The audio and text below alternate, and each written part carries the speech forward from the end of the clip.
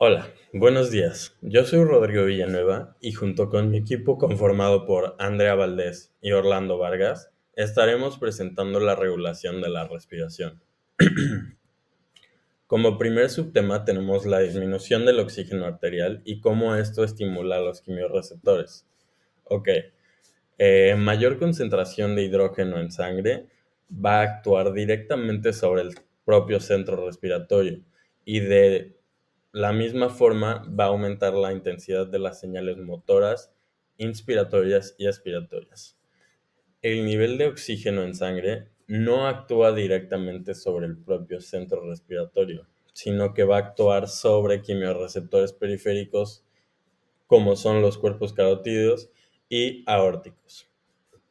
Hay diferentes zonas del centro respiratorio. Estas son el grupo respiratorio dorsal de neuronas, el grupo respiratorio ventral y el centro neumotáxico. Y ninguna de estas va a ser afectado por el CO2 y el hidrógeno en sangre. Continuamos con este tema. Aquí tenemos una imagen que nos muestra más o menos este sistema que viene, o sea, que viene integrado por bulbo raquídeo, nervio glosofaríngeo, nervio vago, cuerpo carotídeo y cuerpo aórtico. Estos últimos dos, como lo acabamos de ver, son los periféricos. Y bueno, más o menos este mecanismo va a responder cuando el nivel de oxígeno sanguíneo disminuye demasiado, exactamente menor a 70 milímetros de mercurio, y va a responder en menor grado a modificaciones de las concentraciones de CO2 y hidrógeno como lo vimos anteriormente.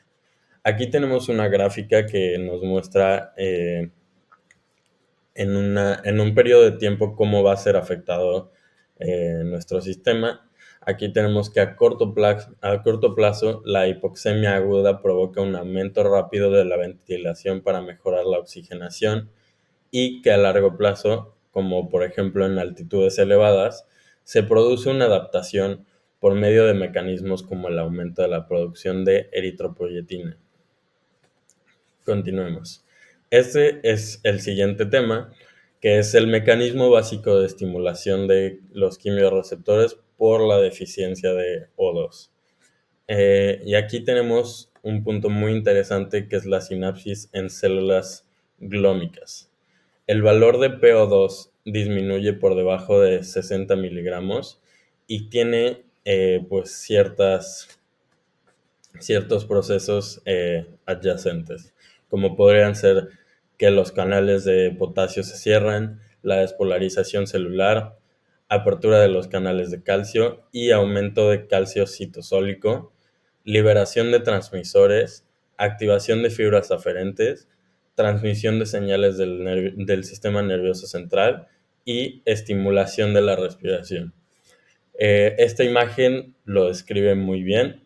Podemos ver cada paso de los que mencionamos y pues bueno, lo voy a dejar unos segunditos para que lo puedan apreciar.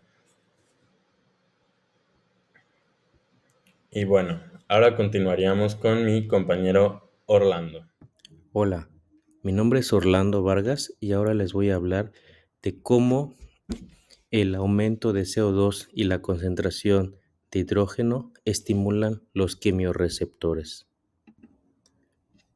Como previamente habíamos mencionado, a una mayor concentración de CO2 y de hidrógeno en la sangre, esto iba a actuar directamente sobre el propio centro respiratorio, que es lo que estamos observando en nuestra imagen. Esto va a aumentar la intensidad de las señales motoras, ya sea inspiratorias o expiratorias, como ya se ha mencionado. Bien, las zonas del centro respiratorio están compuestas por el grupo respiratorio dorsal de neuronas, el grupo respiratorio ventral y el centro neumotáxico. Sin embargo, se piensa que ninguna de estas zonas se afecta directamente por las alteraciones de las concentraciones sanguíneas de CO2, ni, ni por las concentraciones sanguíneas de hidrógeno, por lo que cobra importancia la zona quimiosensible, la cual es una zona neuronal. Esta zona se encuentra 0.2 milímetros por debajo de la superficie ventral del bulbo raquídeo y está localizada bilateralmente y es altamente sensible a las modificaciones de las presiones de CO2 sanguíneas, así como a las concentraciones de iones de hidrógeno. Como consecuencia, excitarán a las demás porciones del centro respiratorio, como veremos a continuación. Como podemos observar, en la zona inspiratoria se encuentra la sinapsis, la cual es activada a través de los iones hidrógeno, mientras que el CO2 posiblemente tenga un efecto secundario en esta activación o un efecto indirecto. A pesar de que esto es un efecto indirecto, es bastante potente y ocurre de la siguiente manera. El CO2 reacciona con el agua de los tejidos y con ello forma el ácido carbónico.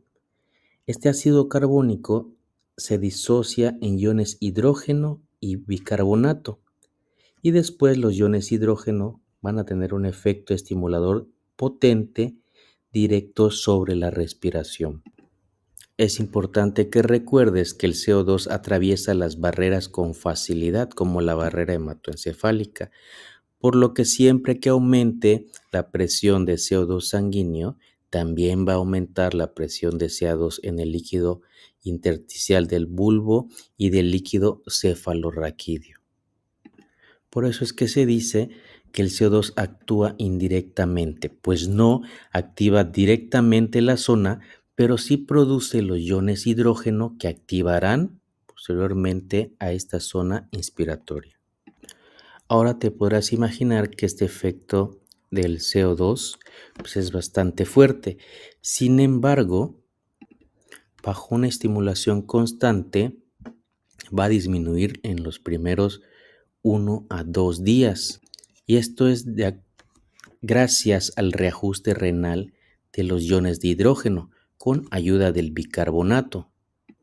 Además, como podemos observar en la imagen, la regulación de la respiración responde mucho más sensiblemente a los cambios en los niveles de CO2 que a las variaciones de pH, lo que demuestra el gran efecto que tienen las modificaciones del dióxido de carbono en el control de la respiración. Con lo que podemos concluir que a una mayor presión de CO2 aumentará la ventilación alveolar. Otro punto importante es recordar a los quimiorreceptores periféricos que aquí ya hemos visto, que son estos que se encuentran en el cuerpo carotídeo y en el cuerpo aórtico, ya que estos quimiorreceptores van a incrementar la frecuencia y la profundidad de las respiraciones. Y esto es debido a que estos quimiorreceptores periféricos detectan directamente los aumentos de los niveles de los iones de hidrógeno en la sangre arterial, lo que ocurre cuando el CO2 aumenta, por lo que va a enviar señales al centro respiratorio del bulbo raquídeo a través de los nervios glosofaringio y vago. Por lo que es importante que recuerdes que en condiciones normales los niveles de CO2 son el principal regulador de la respiración y que un aumento por encima de los 40 milímetros de mercurio desencadena una respuesta respiratoria significativa para eliminar el exceso de CO2 y a esto se le conoce como hiperventilación inducida por hipercapnia. Ahora analizaremos cuál es el efecto de la presión de oxígeno sobre la ventilación alveolar. En la imagen se grafica la ventilación alveolar, la presión de oxígeno arterial y la presión de CO2 arterial, la cual se mantiene constante y es esa línea verde. La ventilación alveolar está marcada con una línea roja y podemos observar que a una menor presión de oxígeno arterial, menor a 100 milímetros de mercurio, en donde la presión de CO2 es constante al igual que los iones hidrógeno, se ve cómo incrementa la ventilación alveolar, mientras que por arriba de una presión de 100 milímetros de mercurio, la ventilación es constante y normal, con lo que concluimos que una presión de oxígeno arterial baja activa intensamente el proceso ventilatorio. ¿Sabías que cuando subes a grandes altitudes tu cuerpo necesita adaptarse para poder respirar mejor? Este fenómeno se llama aclimatación y hoy te explicaremos cómo funciona este proceso. Durante los primeros días en altitudes elevadas, el aire contiene menos oxígeno. Esto lleva a una mejor respiración para tratar de compensarlo. Sin embargo, al hacerlo, el cuerpo comenzará a eliminar demasiado dióxido de carbono. Por lo tanto, esto va a provocar un aumento en los niveles de hidrógeno en la sangre, lo cual va a hacer que el cerebro, específicamente en el centro respiratorio, sea muy sensible. ¿Esto por qué? Porque el cerebro actuará como un freno. No quiere que respires demasiado rápido, ya que al eliminar demasiado CO2 podrías desequilibrar tu sangre. Este control limita la ventilación durante los primeros días.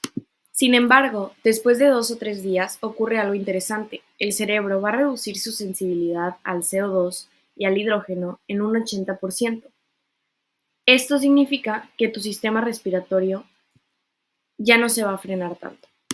Ahora, con menos limitación, el cuerpo va a responder con más fuerza al estímulo de la hipoxia o bajos niveles de oxígeno. Esto va a ocurrir gracias a los quimiorreceptores periféricos, especialmente en las arterias carótida y aorta. El resultado va a ser un aumento significativo en la ventilación alveolar, lo que va a permitir que el cuerpo obtenga más oxígeno del aire disponible, aunque esté a una altura elevada. El cuerpo es una máquina increíble que va a saber cómo adaptarse a entornos externos. Esta capacidad de aclimatación es la razón por la cual los alpinistas y residentes de altitudes altas pueden sobrevivir y prosperar en estas condiciones. Una disminución en la presión parcial del dióxido de carbono o PCO2 reduce la ventilación. Esto va a hacer que el pH esté estrechamente vinculado a los niveles de CO2. La acidosis respiratoria va a estimular a los quimiorreceptores periféricos, aumentando la ventilación, mientras que un pH elevado, que va a provocar alcalosis, la va a inhibir. La hipoxemia, es decir, la disminución del PO2 arterial, también va a estimular a estos quimiorreceptores del cuerpo carótido y aórtico. Y cuando la PO2 es baja, el efecto estimulador del CO2 del pH sobre la ventilación se va a amplificar. En el gráfico siguiente podemos observar cómo estos factores interactúan, mostrando que los cambios en el pH y la PO2 modifican la respuesta ventilatoria ante diferentes niveles de PCO2. Para concluir con este video, la regulación de la respiración es un proceso dinámico y complejo que asegura el intercambio eficiente de gases, manteniendo niveles adecuados de oxígeno y de dióxido de carbono, además de un pH estable. Este sistema está controlado por los centros respiratorios en el tronco encefálico y los quimiorreceptores centrales y periféricos.